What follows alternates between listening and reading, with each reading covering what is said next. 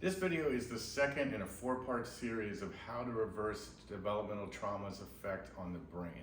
Hi, my name is John Hawkins Jr. I'm a licensed psychotherapist, certified trauma specialist, and co-owner of Hawkins Counseling Center here in South Florida.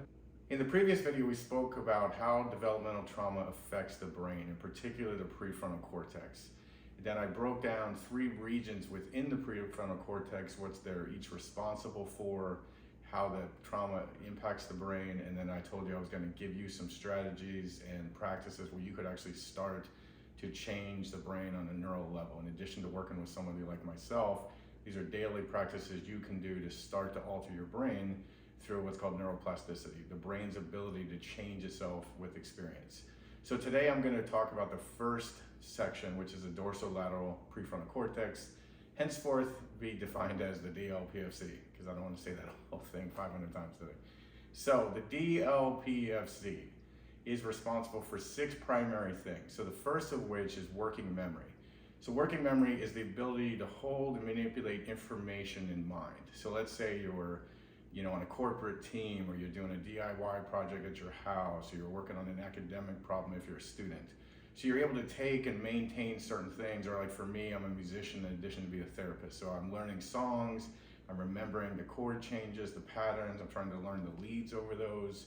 Or maybe you're building a deck in your backyard, so you've got part of it laid out, you remember where this is supposed to go, you're trying to figure out the rest. So your DLP helps you hold all that information in mind.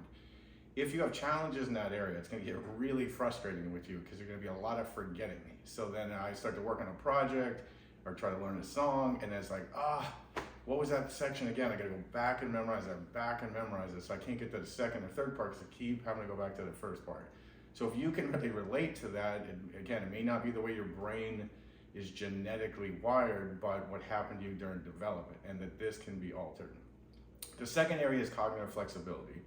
So this is the brain's ability to adapt your thinking, your behaviors based on changing circumstances, or new demands that are arising on the project or in the environment. So you see that a lot with individuals that I work with who've gone through a lot of developmental trauma. One characteristic can be rigid thinking. So because it's dysregulating for them to try to be flexible, they double down on what they want to do. In reality, may be presenting one set of circumstances and they're still trying to jam a round hole into a square peg. And so they're just getting more and more frustrated until they just pop or they give up altogether.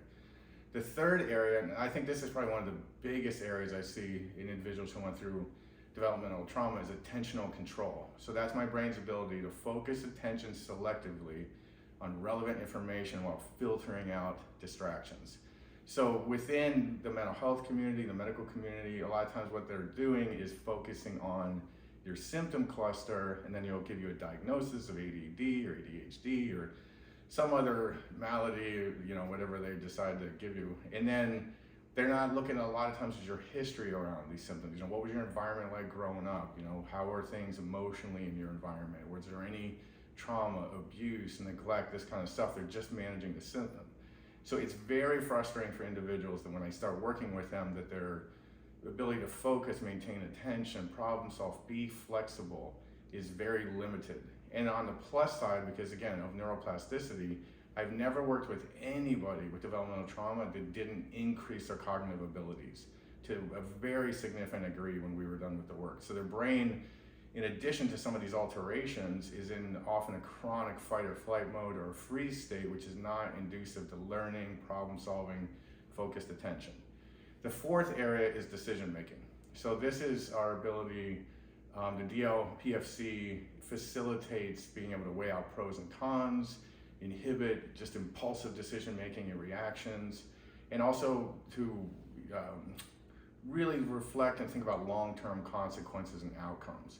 You see this a lot in adolescence, so parents get frustrated with kids. I have adolescent kids, and what were you thinking? And the kid is like, I wasn't.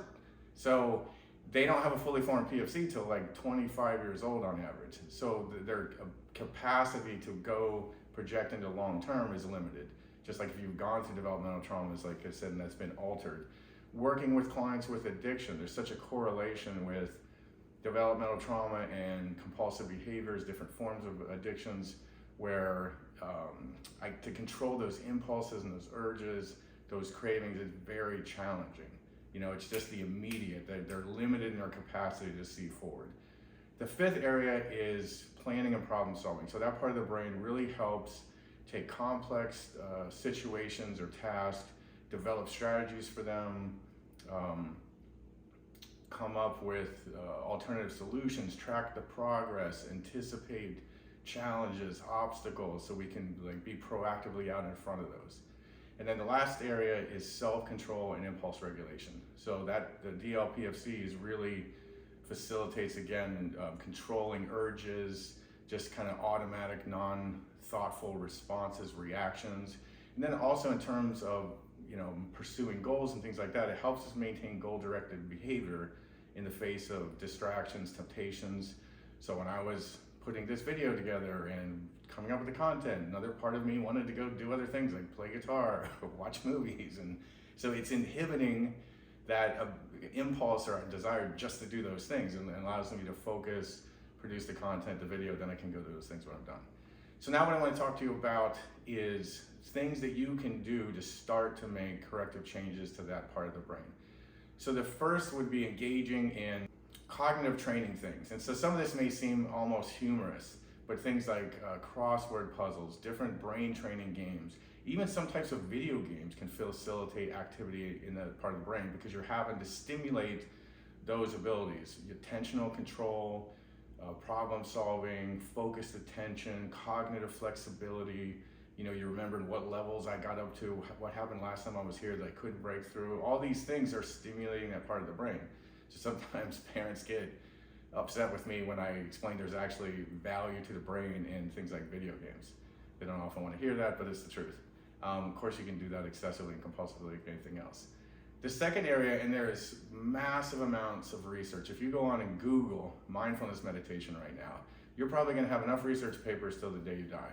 So that practice, and it could be, any mindful activity. Mindfulness is best defined, in my opinion, as non-judgmental, present-centered awareness. So that is unbelievably hard for my clients to do. They overcomplicate the heck out of it. And I'll say things like, I have an itch right now in the back of my head. I can feel hunger in my stomach.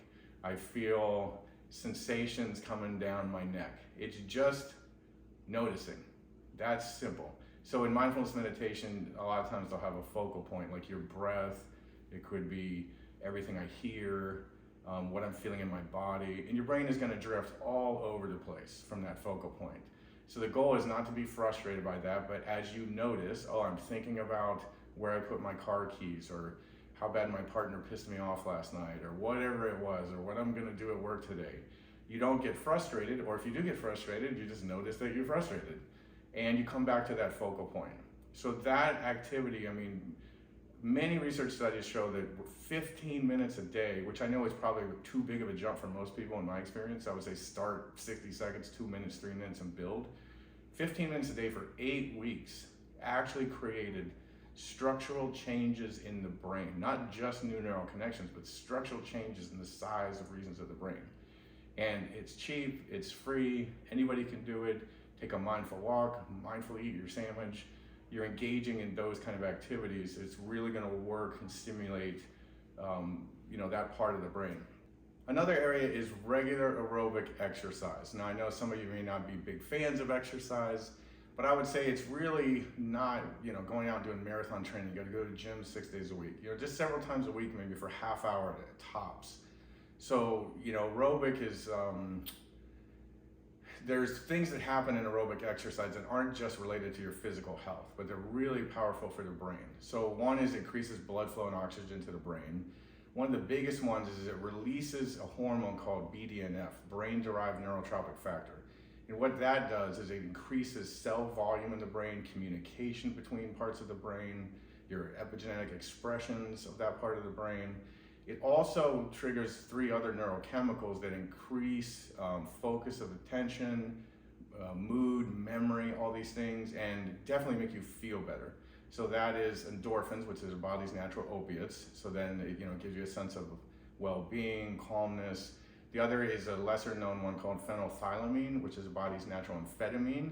So again, if you look at what they give most individuals with attention, focus problems is stimulant medications like Adderall, Vyvanse, Strattera, different things like that, even though Strattera is not an amphetamine.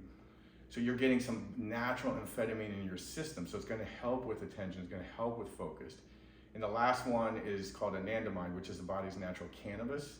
So a lot of you probably didn't know you had cannabis in your body, So now you can basically, if you're in recovery, you can get high guilt-free. So I've just given you a little heroin, a little meth, and a little weed. So you're gonna feel a lot better if you start to do these things. So maybe that's a motivator for you, if you didn't wanna just get up for your healthier weight. So again, what the anandamide does is it increases what's called lateralized thinking. So it can start to connect networks in the brain that you consciously maybe wouldn't connect with. It's like, the networks of the default mode network I've talked about in previous videos. The next area is getting good quality sleep. There's a lot going on when you're sleeping for the brain. So your brain is consolidating memories, processing emotions that didn't cleared out energetically in your body during the day. Therapies like EMDR and brain spotting were some of the first ones to really harness this system we have in our brain while we're conscious. So you can really clear out things like trauma or unprocessed memories, emotions. It's also doing cellular repair, clearing out toxins. Again, I know for some of you it may be challenging because part of the symptom of developmental trauma, which also leads to complex PTSD, is insomnia, hypervigilance, chronic anxiety issues, so it may be challenging for you to sleep. There's a lot of natural things that you can take. There's so many on the market now to mediate some of these things, like CBD, GABA, 5-HTP, which is tryptophan, which turns into serotonin, which turns into melatonin. A lot of people will take melatonin. Research really shows it's not good to take that on a consistent basis. It'll disrupt some of that system. So things like that, sleep hygiene, making sure the environment's cold. Some people, when I talk about light pollution when you're sleeping, just think as if they don't see the light, but your skin will actually register the light. So you want to sleep in a dark room. Years ago, I had a TV in my room, I had a desk in my room, I did all my work in my room, and I was struggling with intermittent insomnia in grad school. And then I read this book by a Harvard sleep researcher called Say Goodnight to Insomnia. And so he said that part, your brain should only associate that room with sleep and sex. So I got rid of the TV, I got rid of the home office, all that stuff out of there. So the only thing I did in that room was sleep or sex. So those are the two things there. And then nutrition, what you're putting in your body. This is really pronounced in clients with addiction when I'm working with them, is they're getting all these toxic drugs out of their system, but then they're putting in nicotine and caffeine and sugar, and their blood sugar is spiking and going all over the place. So they have a condition called post-acute withdrawal, which can go on for months or years in some cases, depending on how long they've been using. What will expedite that is health and nutrition, wellness, all these kind of things. So that's a big factor. What you put in, the brain loves good cholesterol, healthy fats, things like this. Our brain really needs hydration. Is huge. I mean, the brain's like 70% water, just like the rest of the body. So I would say hydration, omega-3s, fatty fish, nuts, leafy green vegetables, stuff like that will really help, give your brain the fuel for the neuroplasticity and the balance and the regulation that you're really needing to, expand and increase for you. The next area is managing stress levels. Another reason this is so imperative is when you're in chronic stress, which again, is very indicative of individuals who've gone through developmental traumas. You have a hyperactivation a lot of times of your sympathetic nervous system, which is taking energy up. So it's chronically dumping cortisol and adrenaline into your system. And so those are supposed to be for short-term bursts and releases. Cortisol is also what they call the master hormone. It affects a lot of other hormones. So if those are out of balance, it's going to really impair you. So then those cortisol and adrenaline end up becoming neurotoxic to the brain. So they start attacking and killing cells in the hippocampus, which is where our conscious memory is. It's also the part of the brain that's been proven scientifically to produce new brain cells. It's called neurogenesis. So being in chronic stress is going to impair the brain. When people are coming in, going through divorce or some trauma or death and overwhelming grief, they're constantly like, I can't focus, I don't remember what day is it, I explained to them it's a temporary state, but if you've been in that state for decades as a result of complex PTSD, from developmental trauma, getting ways to manage stress, find recreation and leisure activities, do things that are enjoyable, all these things kind of cross interact with each other, the mindfulness meditation, spirituality, whatever it may be for you that helps you manage stress levels, supplementation, We just started taking another supplement called Cortisol Manager. So we're pretty busy, active, hectic people, trauma histories, each of us, things like that. So it helps with things like ashwagandha, theanine, some proprietary things to help manage cortisol levels is really crucial. The next area would be developing healthy habits, like structure, routine, things like this, fun, recreation, intellectual stimulating activities. We just can't be working all the time, but you're being on a healthy circadian rhythm. So then I get good hormone release on time. I get good sleep. So like I said, all this stuff kind of feeds each other. And the last thing, as helpful as all these areas can be, if you have developmental trauma, I implore you, encourage you, I challenge you, you need to work with someone like myself or somebody that does experiential therapies that impact trauma, because it will change your life. No exaggeration whatsoever. It's such a cost to going through these things that you did not ask for, that you're not responsible for, but you're affected by and you're living with the consequences of. So these are things, again, that you can do on a daily basis, but I really encourage you to seek out professional help and make the commitment to develop the life that you're capable of doing, changing your brain, having a capacity of healthy relationships, all these things, because you deserve it, you're worthy of it. So I hope this video has been useful to you. If you know anybody in your life that has got these kind of issues or experiences from their past, please forward the information on. That's my sole purpose in putting out these videos, is to help people and give people information. As a therapist, I'm constantly astounded of some of the things I tell my clients in the first session that they've never heard before. A lot of them seem kind of basic to me. I'm surprised at years in therapy they haven't heard many of these things. There's many good people out there, many great therapists out there, but there definitely seems to be a deficit in some of the information. So please pass it along. If you want to contact me or my wife, Bissan, you can reach us at hawkinscounselingcenter.com, and I'll see you in the next video.